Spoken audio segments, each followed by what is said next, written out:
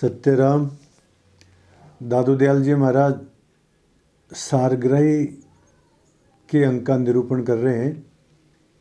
सारग्राही का तात्पर्य यह है कि साधु लोग जो होते हैं वो सार को ग्रहण करते हैं, वो गुणों को ग्रहण करते हैं और अवगुणों को त्याग देते हैं।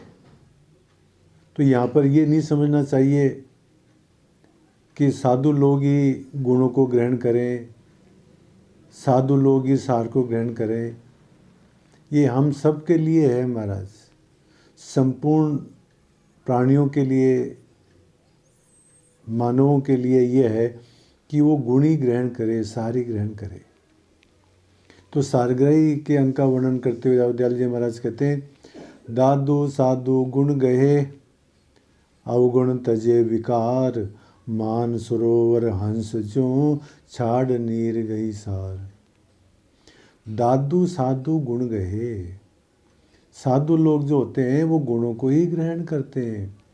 अवगुण तजे विकार, और जो विकार हैं और जो अवगुण हैं वो उनको छोड़ देते हैं। कैसे? उदाहरण देते हुए बताते हैं, मान सरोवर हंस जो छाड़ नीर गई सार। जिस प्रकार से हंस के लिए ये प्रसिद्ध है कि यदि दूध के अंदर यदि पानी मिला हुआ होए तो हंस दूध को तो ग्रहण कर लेता है और पानी को छोड़ देता है। तो जिस प्रकार से हंस केवल मोती ही चुगता है, हंस केवल दूध को ही ग्रहण करता है, ठीक इसी प्रकार से साधु लोग भी जो है संसार में से गुणों का ही ग्रहण करते हैं। ये जो परमात्मा की जो सृष्टि है, ये जड़ चेतन गुण दोष में विश्व कीन करतार। जड़ और चेतन और गुण और दोषों से युक्त है महाराज ये सृष्टि। तो संत गुण ग्रही, संत लोग तो केवल गुणों को ही ग्रहण करते हैं, संसार के अंदर अवगुणों को छोड़ देते हैं। संस्कृत के अंदर आता है महाराज, दोष हेतून शेषांश्च वश्यात्मा यो निरस्यति। जो जितेंद्रिय पुरुष अशेष दोषों के कारणों को जानकर त्याग देता है, अर्थात दोषों को और दोषों के कारणों को जो छोड़ देता है, तस्य काम धर्मार्थ कामा नाम हानिर नालापी जायते, नालपा भी जायते।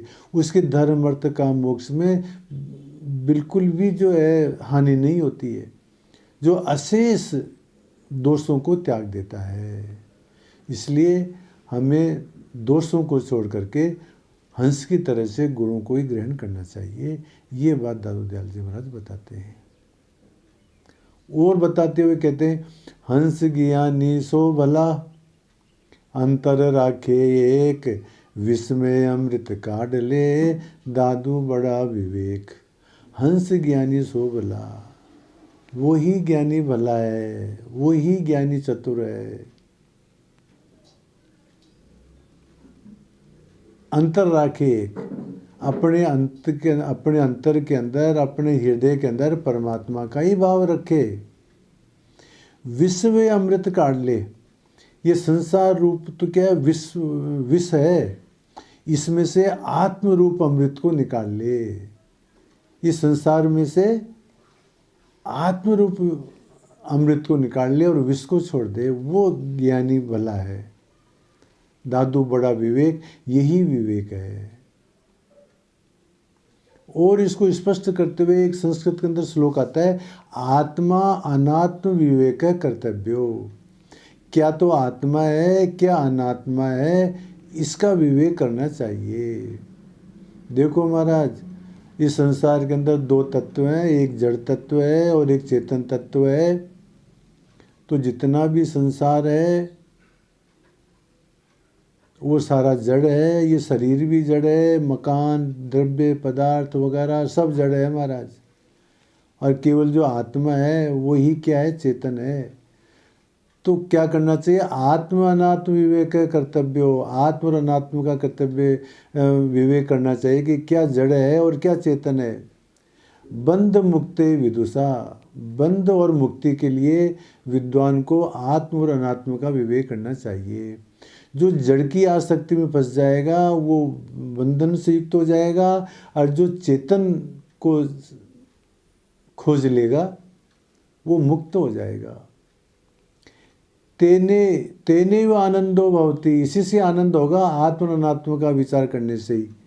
स्वम विज्ञाय सच्चिदानंदम, अपने आप को सत्य चित्त और आनंद रूप जान करके ही आदमी मुक्त हो सकता है, आनंद से युक्त हो सकता है, शांति प्राप्त कर सकता है।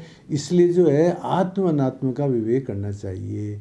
जिस प्रकार से हंस जो है वो दूध और पानी को अलग अलग कर देता है, इसी प्रकार से साधक को जड़ और चेतन को अलग अलग करके और चेतन का चिंतन करना चाहिए। ये बात दयाल महाराज कहते हैं।